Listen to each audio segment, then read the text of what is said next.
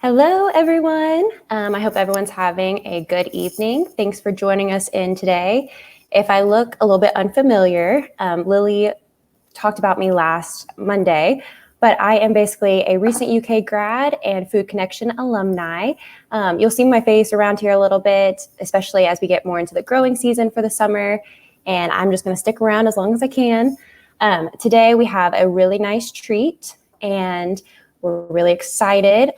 My name is Bethany, by the way, and if you are getting your CSA box this week and you're wondering what the heck are some of these vegetables or what do I do with them, or I just want to switch a few things up in my recipes, then we are here for you. And if you're here just to watch a very lovely demo, then please enjoy. It's going to be very delicious. I'll bring Chef T in so we can talk about what we're going to make today. All right. I'm Hello. here. Hello. As you know, and if you've been in our kitchen at 6 p.m. every day, our lights all go out on a timer. And I haven't been in here so long that I had forgotten that fact. So I had to run and go turn our lights on. That's usually my job, to run and get those. That is usually Bethany's job, but she's not here with me, unfortunately, tonight. Well, welcome. We love doing these demos with Bluegrass Farm to Table and Kentucky Farm Share.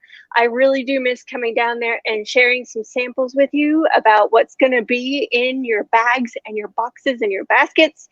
So I looked, all the farmers shared their secrets with me this week and let me know what's going to be in your shares. And I've tried to do a couple of recipes that incorporate a lot of the different things that you're going to get no matter which farm you're coming from.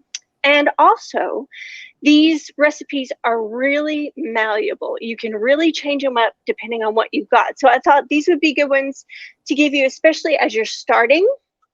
If you're new to having a CSA share, these are great recipes because even if you're not familiar with some of the stuff you'll see, you're going to be able to throw it in these recipes. So without further ado, if we have questions, Bethany will field those for you. I get so caught up in the cooking that I would never notice.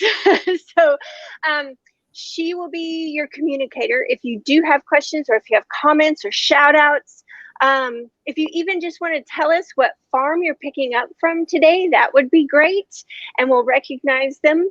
And if not, if there's nothing to get us started, then I will go ahead and get started. Bethany will put our little, goodbye, Bethany. She'll put our little cutting board cam up there for tonight. Now, first shares can be a little intimidating because it's lots of leaves and it might have some things in there that you are not entirely used to. So I've got a couple examples right here. Now these are the whole vegetables. I would not typically leave these this way. I've got some little radishes here. Some of you will get these. I know when I was much younger, before I became a chef, I really thought radishes only were sliced up in salads, or you made the little roses with them that you put on crudité platters. But we have something like a cherry bell, if it's not a cherry bell here, or an English breakfast. So you'll be seeing these, and I bet a lot of you will be getting them with the greens attached, unlike what you might be used to in the grocery store. So we've got those here. I know some of you will be getting kohlrabi. Now it may be a beautiful purple one like this, or it may be light green, and it may or may not have all of these attached. This is our weird little vegetable. Someone once compared it to Sputnik because it's you've got the sphere and then you've got all the little arms coming off of it, or something alien that might have come from E.T.'s mothership that he collected in all of his travels. We'll break that down though. And then I have some lovely local carrots. These are very seasonal. You may or may not get those pretty soon or see those showing up pretty soon. And I also have lots of, I know some of you will be getting some fresh herbs. And if you're not comfortable with using fresh herbs, we're going to go over some of the ways you can break these down very simply to toss them in things. So if you have questions about that, certainly bring those up. And then I know a lot of you, we're going to start off with our spring vegetable muddle first. I know a lot of you will be probably Chef T. wondering, yes. You're good. It was me. I'm Dr. Brislett. I'm in the background, and I was asking people to just tell us in the chat what their favorite fresh herb to cook with is. I'm lurking. I'm always here, guys. Don't worry. Did we get any responses? Not yet. So if you have Okay. a favorite fresh herb, go ahead and tell us. I will be posting the recipe link soon. Okay, bye. For real. Okay. So you get this box, you open it up, and I know it's going to be stuffed with lots of greens. So you are going to have probably one, maybe more kinds of lettuces. You're going to have maybe some kale. This is some beautiful little Swiss chard, the rainbow chard with all the different color ribs, and maybe some spring garlic. Some spring onions, which are a little bit different from the bulb onions or cured onions that you find in the grocery store. I know lots of you are getting beautiful asparagus because we're still in that tiny little window. Look at the purple. It's so gorgeous. So I know your fridge is probably about to turn green right now. So one thing I wanted to go over very briefly is like what you do when you first get home. When you first get home and you unbag or you unbox, of course, if you're getting eggs, if you're lucky enough to get eggs with your share, go ahead and get those in the fridge. You want to get things into the fridge as quickly as possible. A lot of spring vegetables like cool temperatures and moisture. So you don't want to leave them out and let them get hot. Don't do a lot of errands after picking up a spring share. Maybe up in the summer and the fall, that would be easier. But right now you want to get these home and get them in the fridge. Anything that is a bulb or a root that has leaves on it, you want to go ahead and take those off as soon as possible. So take any rubber bands off. A lot of times you'll see kohlrabi with a rubber band around here. Any rubber band is going to crush all these stems and cause cell damage, and that will cause your food to rot faster. So you want to just take off all of your greens on anything like this. And this is true for any bulb or root vegetable again. So I'm just going to remove all my greens now. Don't just toss all those greens.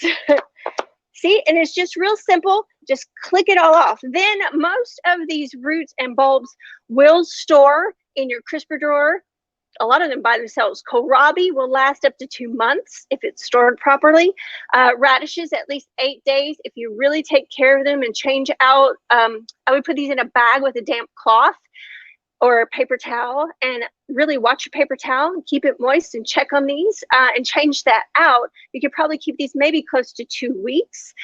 We've got these little carrots. These baby carrots won't last as long as a big storage carrot would, but they're just really delicate. But if you don't take your greens off, they certainly will get very spongy and soft very quickly. The greens take water from the root. So that would be the first thing you want to do. You see I have all of my herbs in a jar with a little water in it.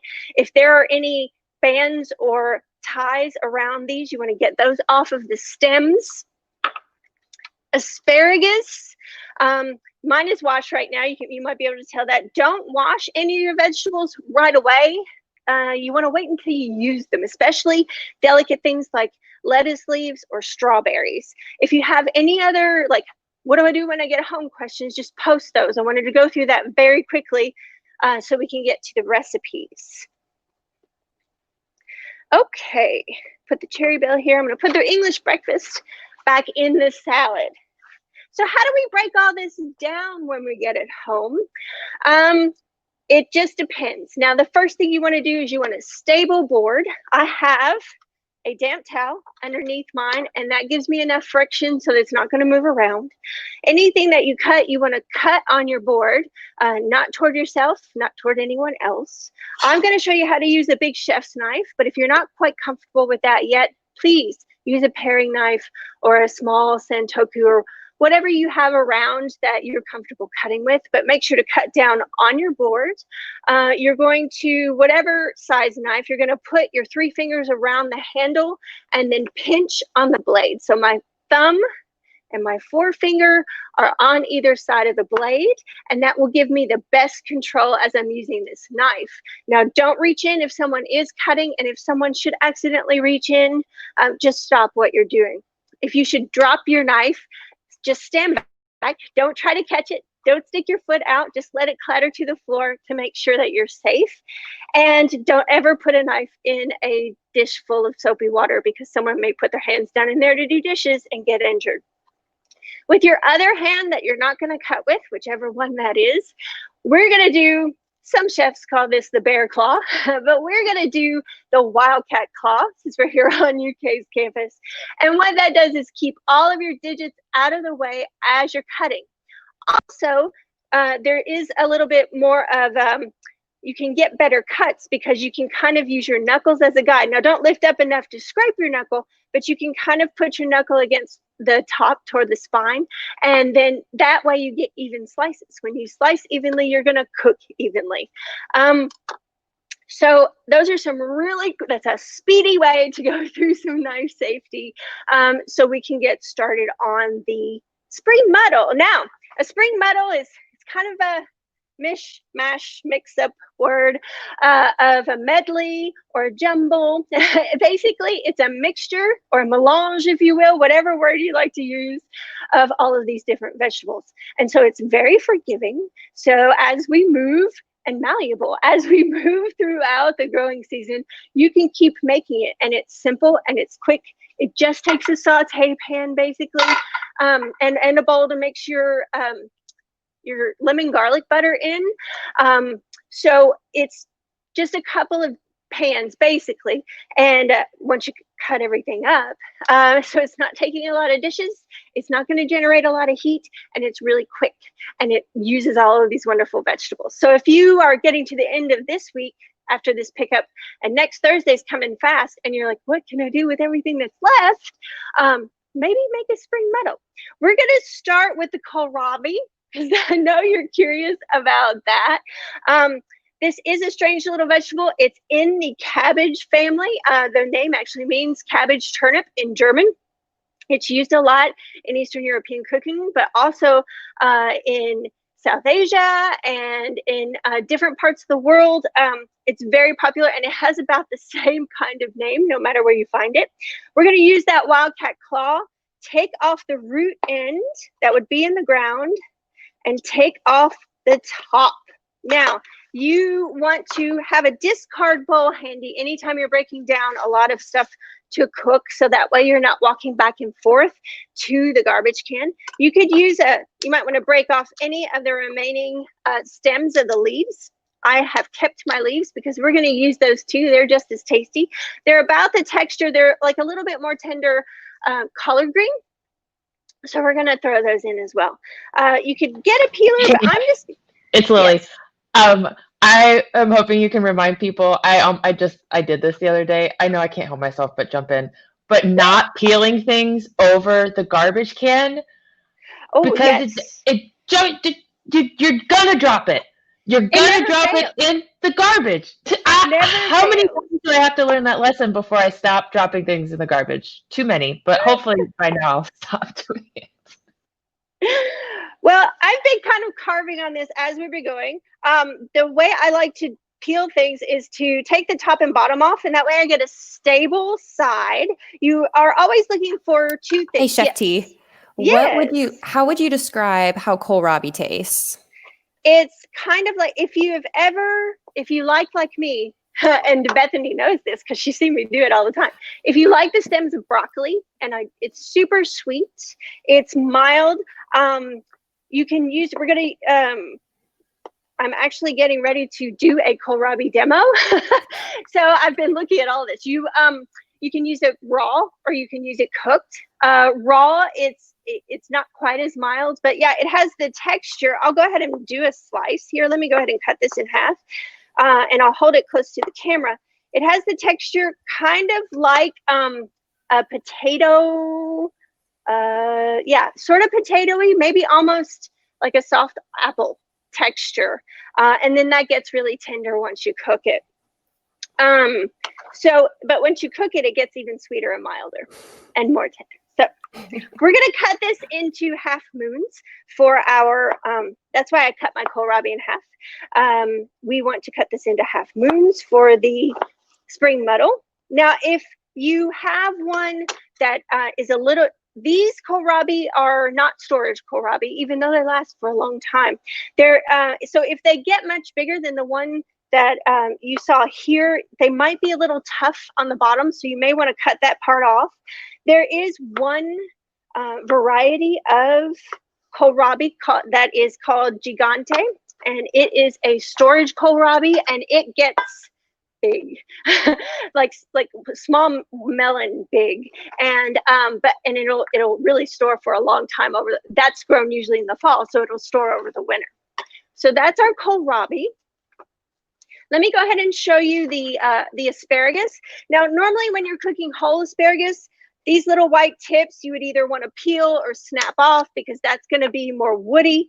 And then I'm going to kind of try to, actually these are pretty tender to the end. It is not necessarily where it snaps, which is what I used to believe, but just you want to feel and make sure there aren't any woody skins on here. But because we're going to chop this up into 1-inch pieces, all we have to do is use our claw and yell at me if I need to make this more visual.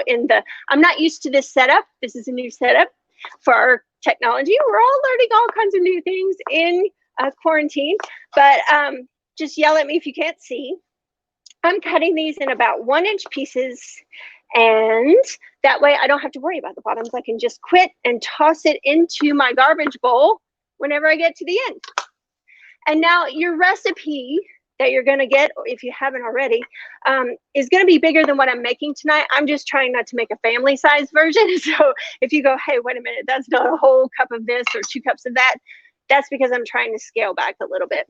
And I have all these lovely little carrots. Now, if you do happen to get some local little carrots, they are marvelous. They're so much sweeter than this. The ones that you get in the store have probably been around for a while, and they've just lost a lot of moisture and a lot of sweetness.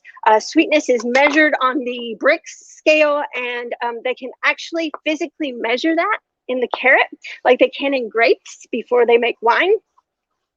And you just slice that up into little bits. Now notice they're not all 1 inch. As on the smaller end, they might be a bit longer because as we get bigger, I want them to be about the same volume so that they cook at the same rate. And then we'll get to the radishes.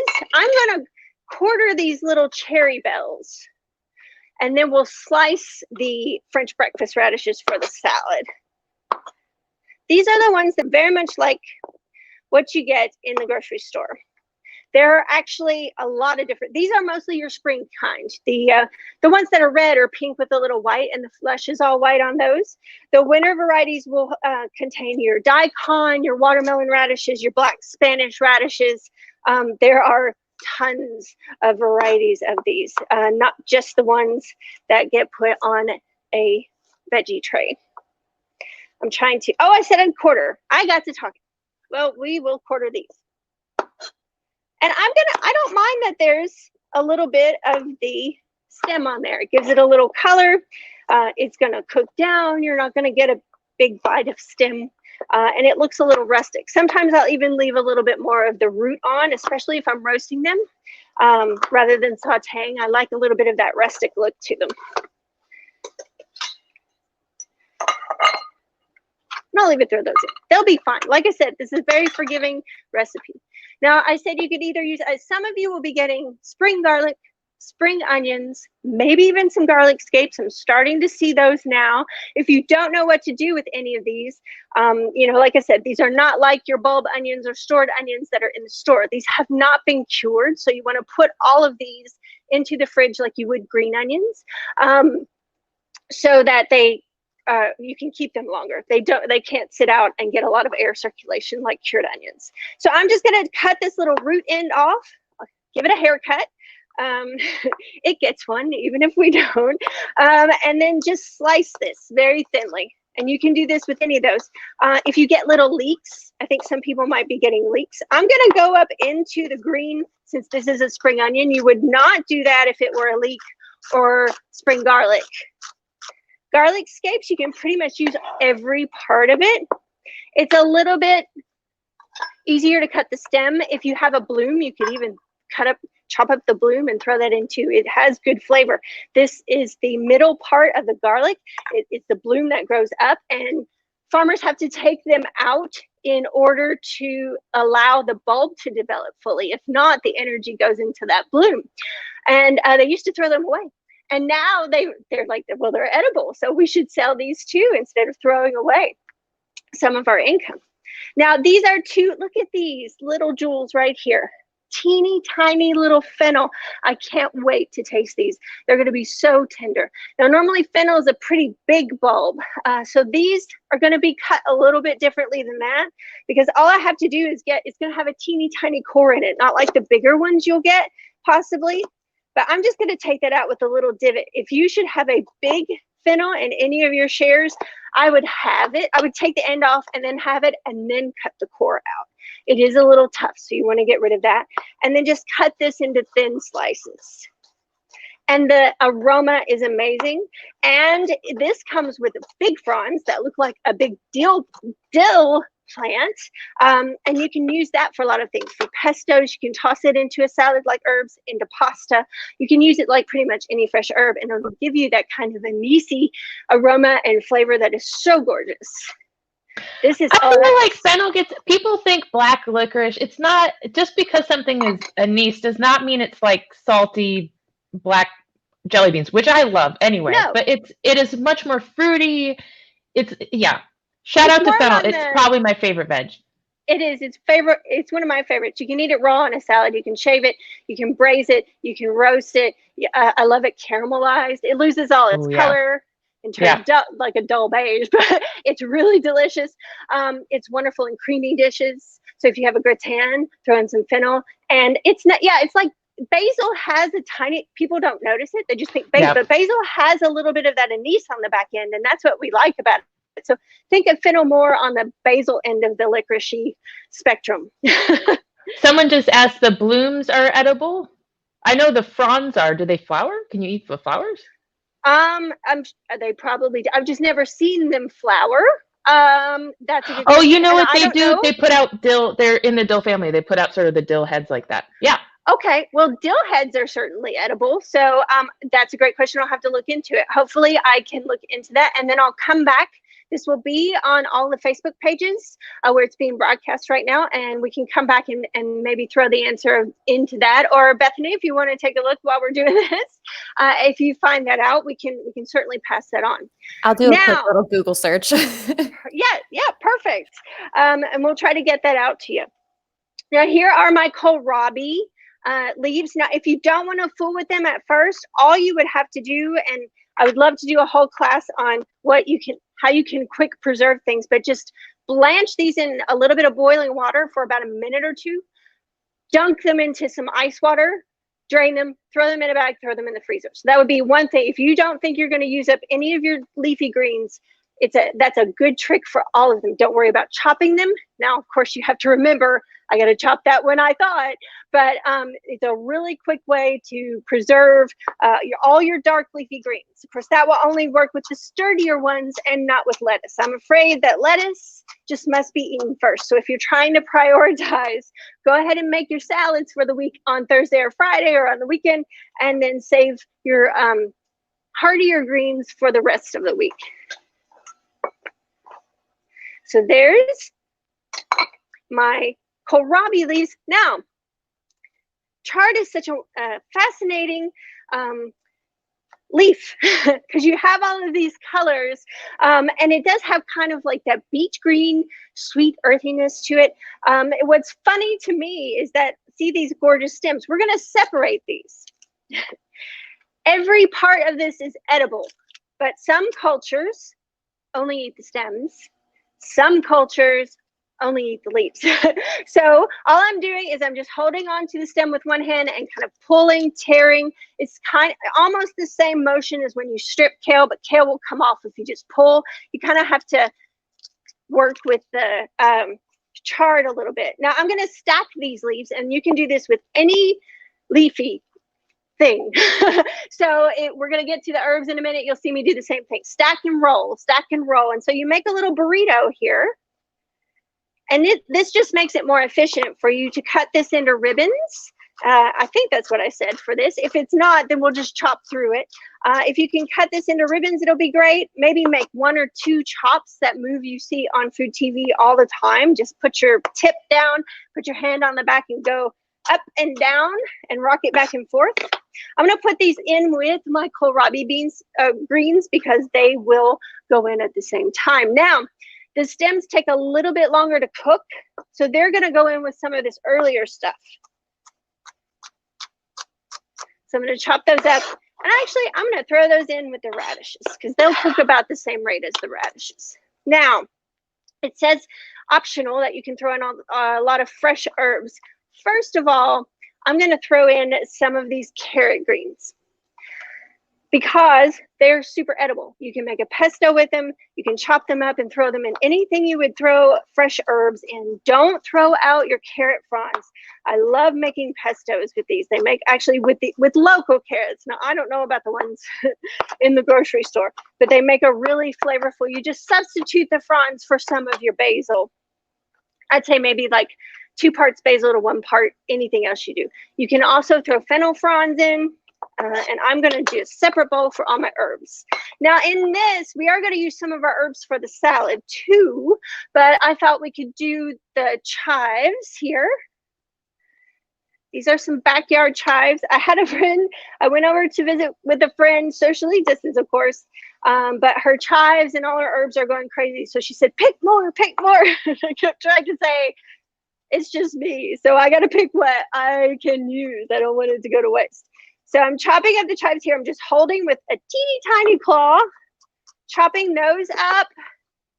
And for this, I'm going to do a little of the cilantro. I'm going to save the mint for the salad. And you might think, again, like Lily said, with the anise flavors, it's mint. Adding fresh mint herb is not going to taste like you're squeezing toothpaste into your dish. It's just going to be much more herbaceous and just light and refreshing. I add fresh mint to a lot of dishes that I want just some lightness. So I'm going to pull those leaves off and kind of do the same thing I did before. I don't want to belabor that technique, but I'm going to put all the fresh herbs in here. Now, before we get started, we have to make our herb butter with the parsley. So let me get those. Okay, so I've got 2 tablespoons of softened butter. Now, it's a hot day. If you have your air on, you can probably leave this out for most of the day and it's no problem. If you don't, if you're hardcore and you have the windows open still, I wouldn't leave this out all day. You don't want it separating because once it does, it's not going to have the same texture. You can't, once butter's elements separate, you can't put them back again. That's why melted butter will never look like this. Or I say never, but I'm sure somebody probably has a process to do it. I don't.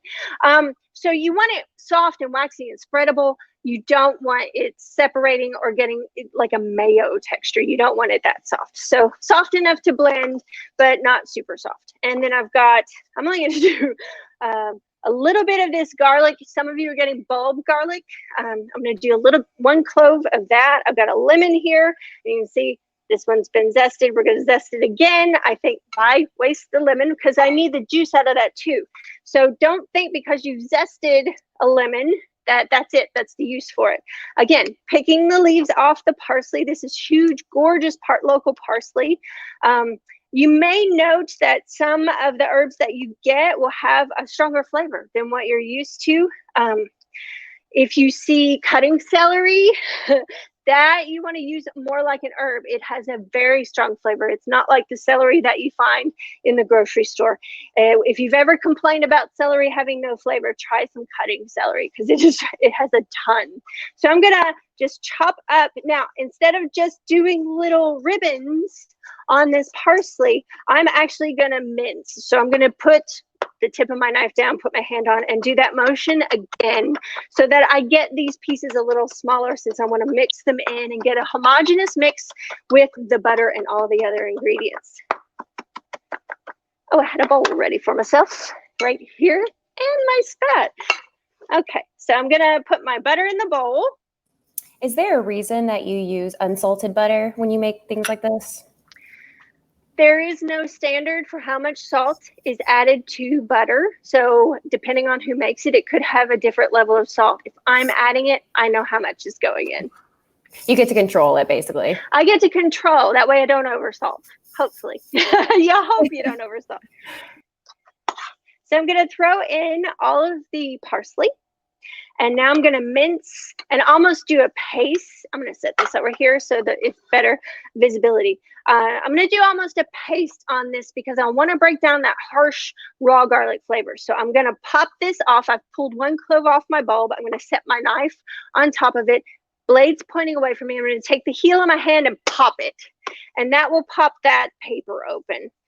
This is one of my favorite things to show people because, one, if you get a whole bulb of garlic and you've never used it before, it can be a pain to get all this paper off. I have done this for over 13 years, so I'm kind of used to it now. Don't rely on that garlic in the jar once you've had fresh. You won't be able to go back. You will be able to taste the chemical preservatives in those jars. So I'm actually going to smash this one more time, because we're doing the paste. We're not just mincing. I'm going to smash it again. I'm going to take a little bit of salt, sprinkle on there. The salt will help the oils exude. It'll help break down the cells of the garlic. And people come in this kitchen sometimes when we are able to have classes, and they say, do you have a garlic press?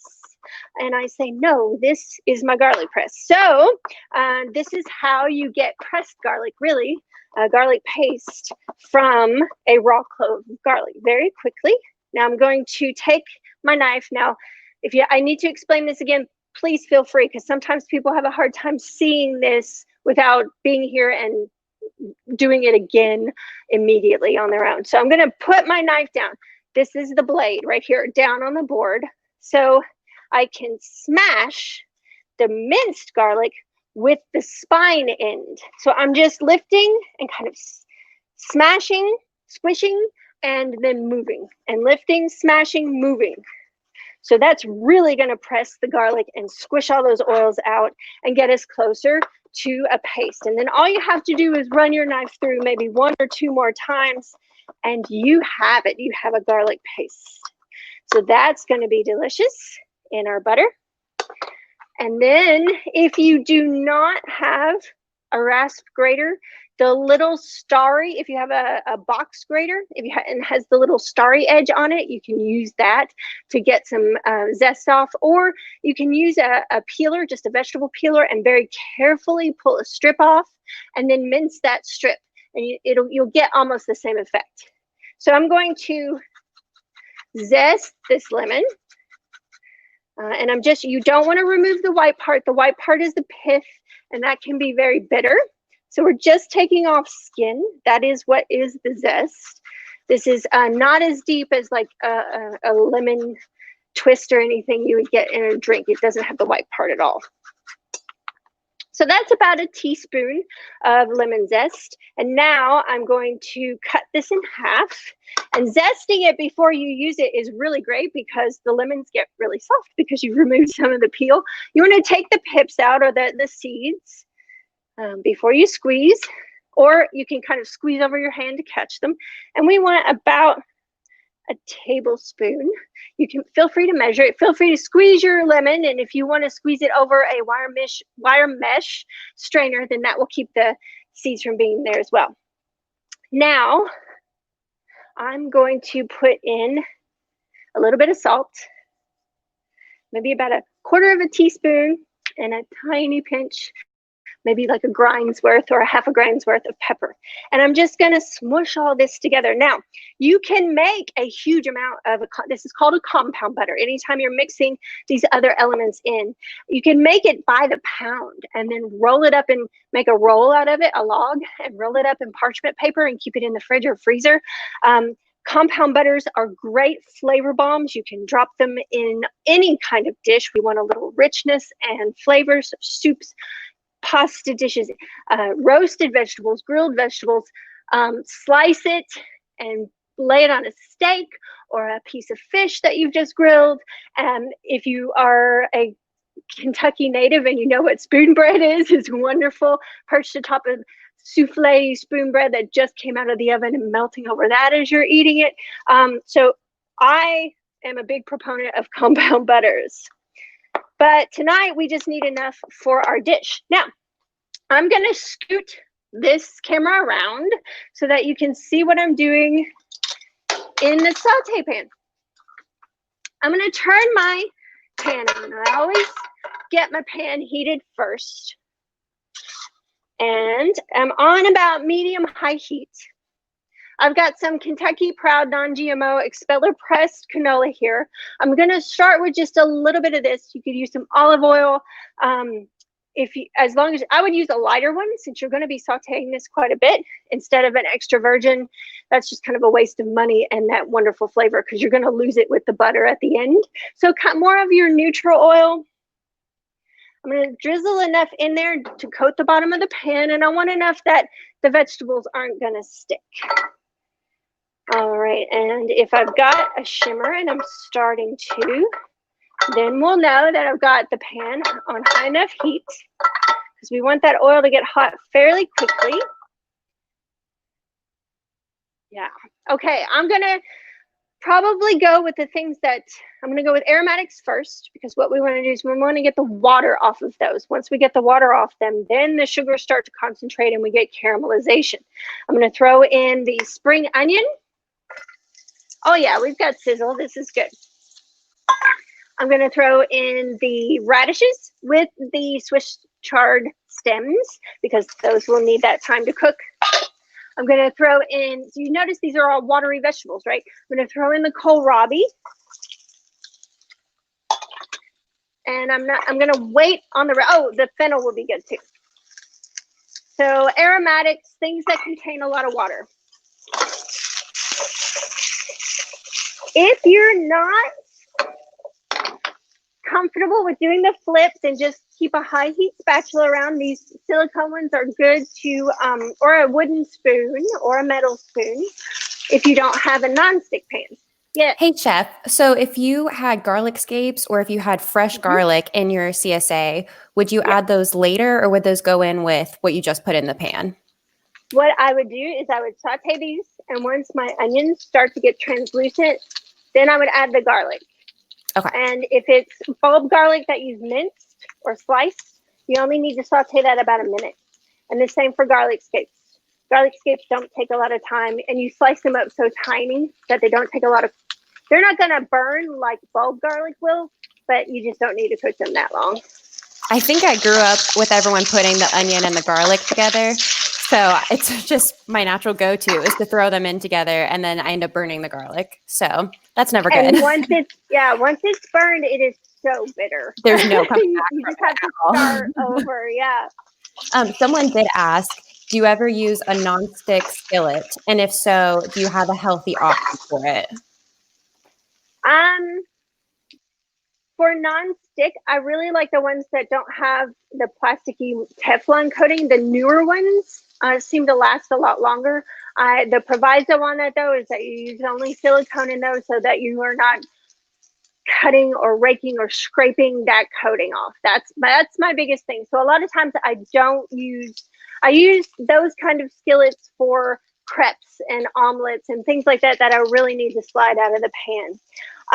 A healthier option than that, these are just stainless steel or aluminum. The stainless are really, they heat up really fast. It's not as nice looking as any the other kinds of pans, but for me, it's great because I just love a workhorse that gets the job done. You can see I'm getting some color here. If you have your stuff at the right, your pan at the right temperature, your oil at the right temperature, and you have it hot before your food goes in, one, you don't have to use so much oil. Two, your food won't absorb so much oil, and it won't stick. So that's kind of part of the solution, is having the right temperature. All right, now that my onions are translucent and I'm getting some color on here, I'm trying not to shout, but I know this is noisy. I'm going to throw in my carrots and my asparagus.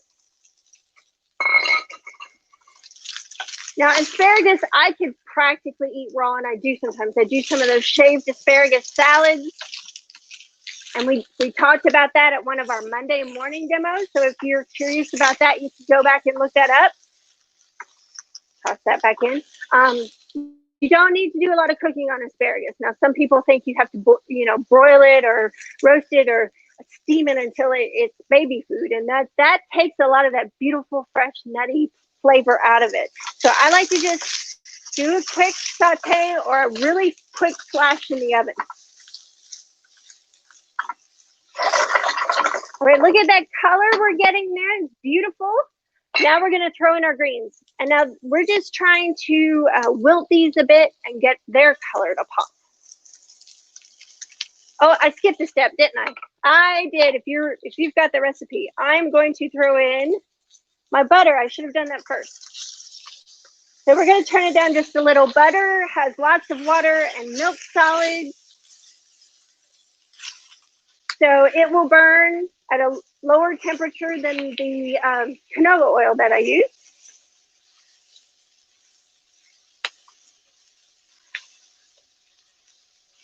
But that's forgiving too. It can melt along with the green steaming. And it smells amazing. And you are cooking that garlic just a bit. And frankly, you could put any kind of herb in your compound butter. If you wanted to not use butter and still make a muddle, then I would throw in a little veggie stock and steam saute these veggies.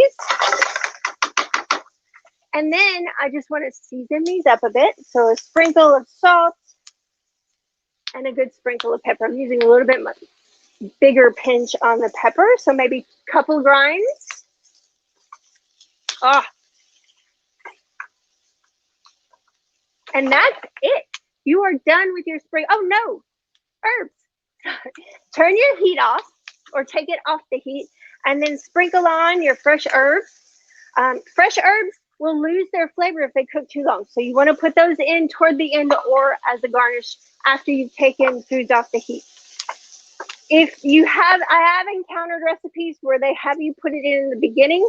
But what I would do then is then add some fresh at the end, if that is the case. All right. Who's ready for some of this? I wish I could. I wish I had some of that right now. I'm so hungry. It smells so good. All right. So that's our spring muddle. That can be part of your meal. You could have that by itself.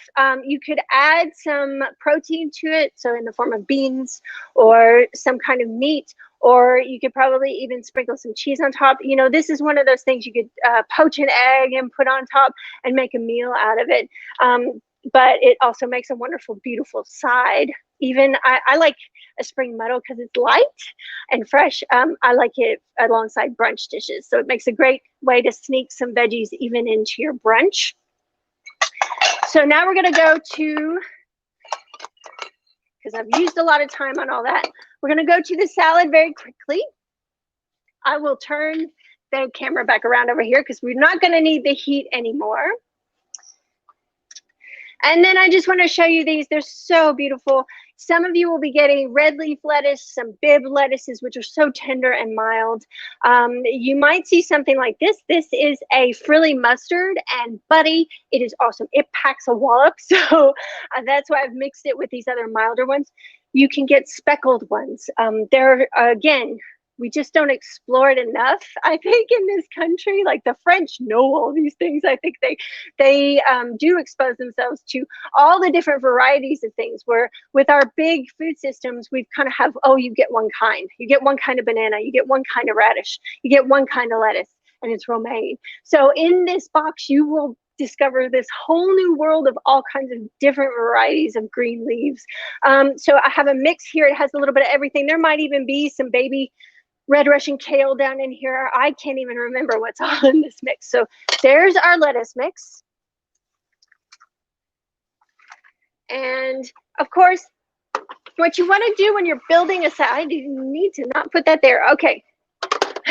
What you're doing when you're building a salad is you want to keep it simple. So about 5 ingredients I wouldn't do more than 5 unless you just, every now and then I do get a hankering for those garbage, everything but the sink kind of salads. But I would say about 5 different ingredients. And tonight we're going to do some turnips, some raw turnip.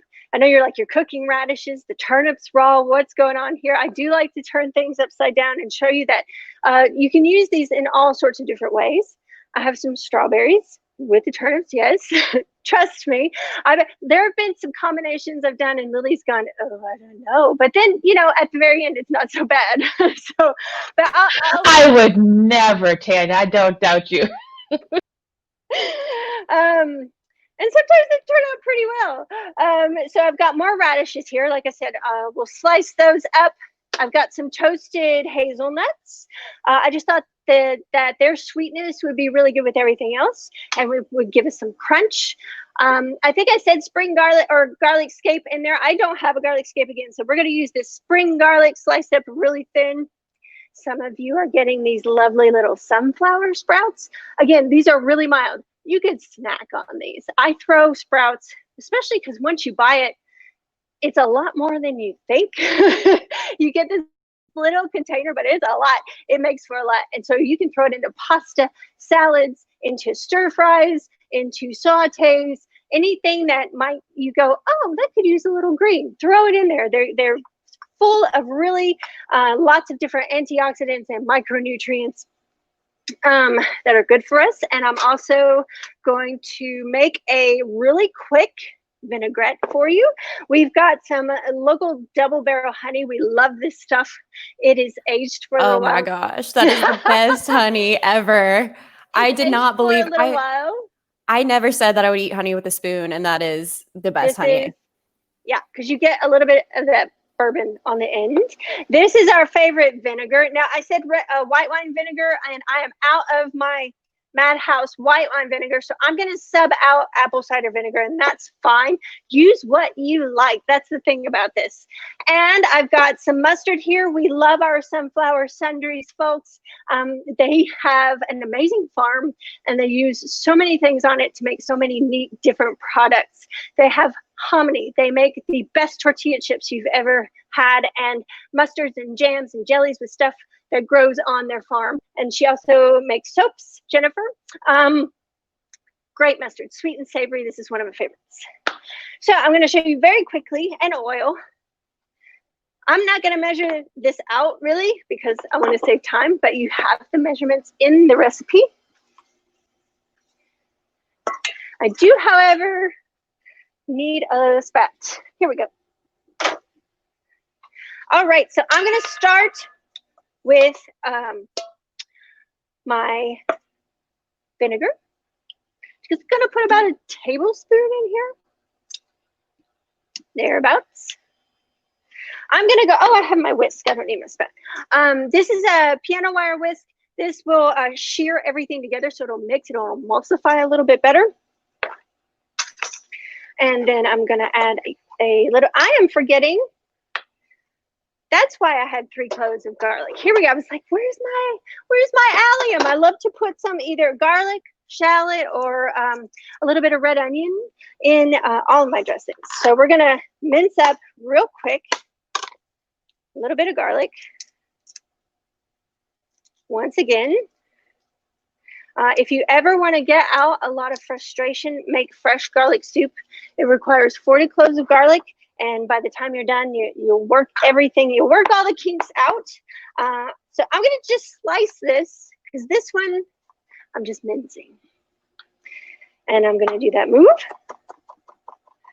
And I normally wouldn't leave all my stuff on my cutting board.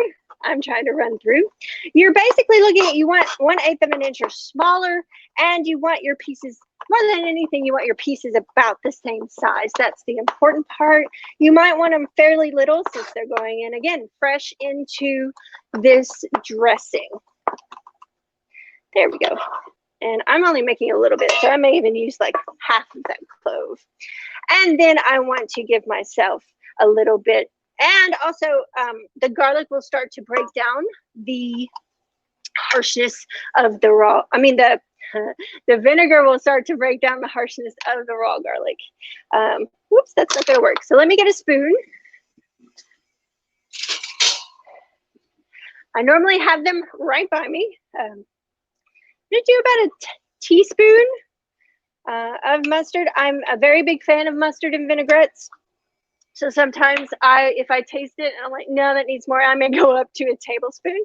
We're just gonna whisk that together. Now, if you've got a partner or if your kids like to cook, this is great.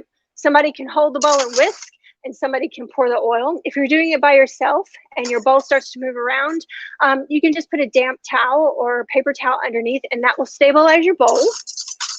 And then you're gonna whisk in a thin stream up to 3 tablespoons or so. I think I put 1/4 of a cup, somewhere around in there. It just depends on how bright and tangy you like your vinaigrette.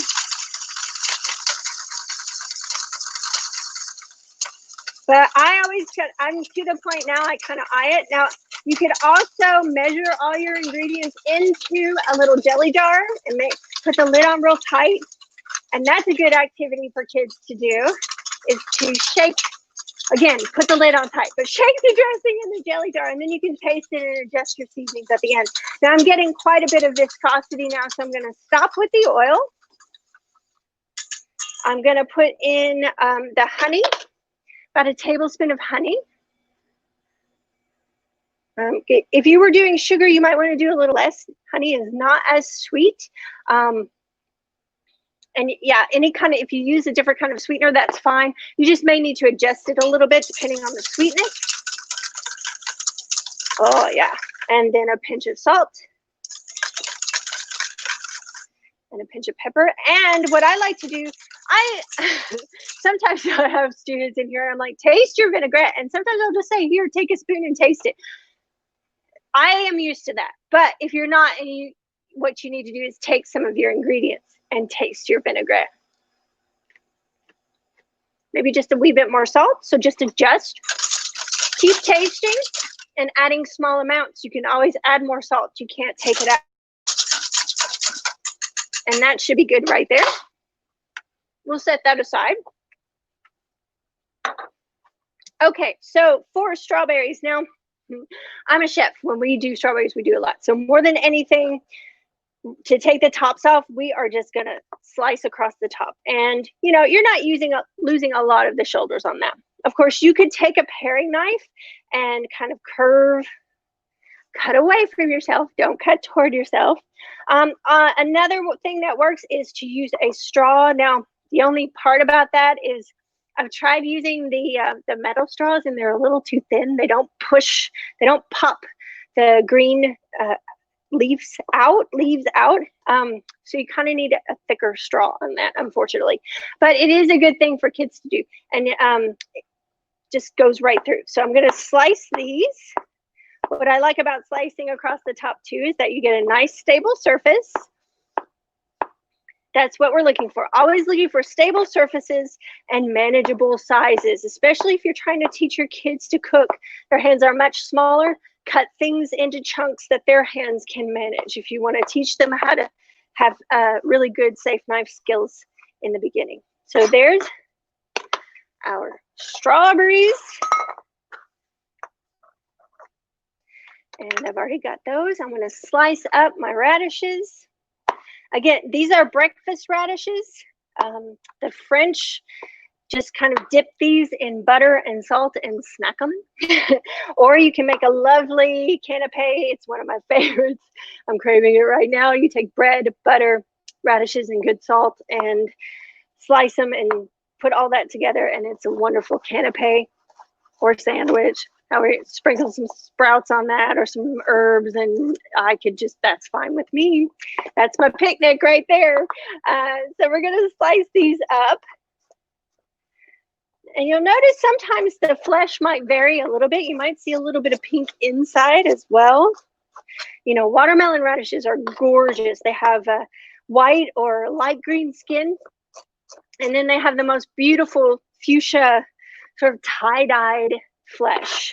And they're really gorgeous to slice thin and throw in anything. They just make a splash. Right, there's our radishes. Now, this is different from the kind of turnip you're going to get. I didn't get into the orders soon enough to get the little white Haruke turnips. They're also called Tokyo market turnips. Those are tiny. They're made for salads. They're made to not cook. And they have really thin flesh, so you don't have to peel them. If they look really big, they might be woody and they might be hot. So just check them. I'm going to peel my turnip, though, because it is a purple top, just a regular turnip. And if radishes and turnips are really too hot for you, if that peppery or spiciness is too much, then you want to peel them. The compounds and the enzymes that mix together to form that spiciness, a lot of them are concentrated right under the skin. So if you peel them, that'll take some of that away. And I've almost got this. Now I'm going to slice this with my knife. If you happen to have a slicer, mandolin, or food processor that will handle this, you would probably get much thinner slices and much more even slices. But I'm gonna do it by hand for time's sake tonight. If you have a nice sharp knife, that will help you get really thin slices. And this is a very tender turnip for being the purple top, and it smells so good. So you could slice it thin. You could go even paper thin. And the other thing that's what I was trying to think of is that you really need to use your claw here, because you're working with something that's going to try to roll around a bit. You'll see the tip of my knife will go down, and then I'll use the blade to do the work. But and when you get down to here, either with a knife or with a slicer, you may want to just chuck this into the compost or into the stockpile, because you don't want to cut yourself just for the sake of this last little nub of turnip. So there's the turnip. We have, I want to do the mint in here. Oh, it smells so amazing. If you don't toss fresh mint into savory things, I challenge you to try it. It's really good in grain salads and seafood salads, and a lot of Greek cooking uses some mint, and some Middle Eastern Mediterranean will throw in some fresh mint, and it's a wonderful just counterpoint to a lot of other flavors and makes them pop. So there's my mint, and you notice I just pulled the leaves off and cut them into those ribbons, and now we can assemble. I always make my salad in the non-serving salad bowl, so I've just got a metal one here. I'm going to dump in my greens. Actually, I'm not even going to use that much. I want a small salad. And then what I do is I put all my ingredients in so it gets mixed in. Now, when we put the dressing on and start tossing this, everything's going to fall to the bottom, but that's okay. The one proviso to that is reserve a little bit of all your ingredients, so then you can sprinkle them on top and it still looks really nice and garnish well. So we're going to put in some radishes, and we've done a little unit on radishes, and so I pickled some. And these are amazing. I absolutely love them. They're one of my favorite pickles. If you, again, are going, I am not going to use this whole bunch of radishes, this is a quick pickle, so you don't have to can, but it will extend the life of your radishes about 3 weeks. We'll be posting that as a recipe soon, or you could look it up in most of your ball canning pickling recipes, or Joy of Cooking will work well for a quick pickle. I'm save some of those. I'm going to save some of my strawberries. And now, if this is still too big, if you're like, that's an awful big bite of turnip, you could cut these into half moons. And your little haruke turnips are going to be much smaller than this anyway. No. I don't want to just dump all my dressing in. I'm going to I like taking a spoon and drizzling a few times. We don't want to drown all this gorgeous food. Let's set that aside over there. And I've got my salad tongs. So I'm going to toss this.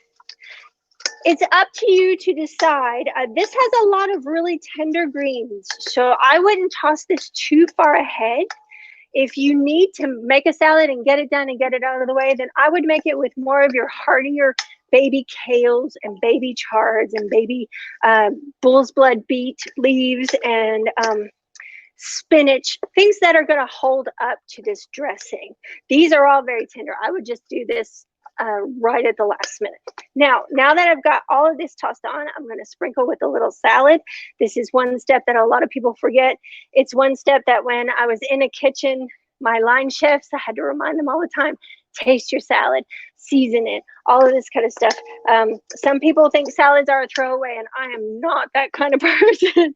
I think they can be beautiful compositions when you've got all of this lovely stuff. So I want to honor all of the hard work that went into growing these gorgeous vegetables.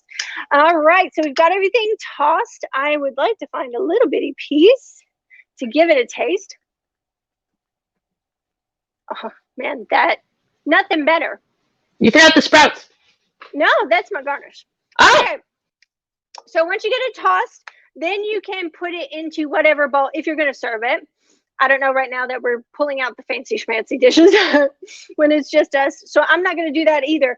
But if you do put it into another bowl, what's nice even about it all falling to the bottom is that you put your greens in and then you have all of the stuff to put on top. But even then, it's a little muted because you've tossed it with the dressing and everything. So that's why we keep a little bit of all of this. And I don't know if you can see, but that way all of this stuff is much more visible on the top. We eat with our eyes first. Now, if you're like, oh, that's not as glossy as the rest of it, then you can drizzle a little bit more dressing or drizzle dressing on these and toss them separately. I've got a couple more turnips here.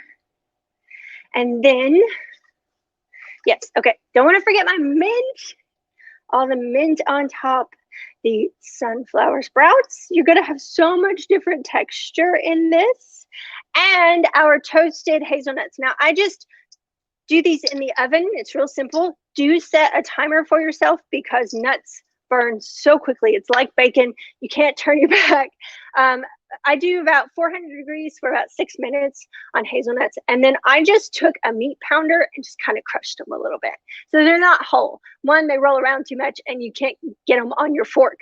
And two, this gives us a nice, just a wee bit of crunch without the hazelnut flavor overwhelming. So that is a beautiful spring salad. That is so beautiful. Oh my gosh. I think I'm going to have to make that this week. If we have any more questions, if anyone wants to send those in, even if you're watching this later on, if you post some questions, we will be able to get back to you.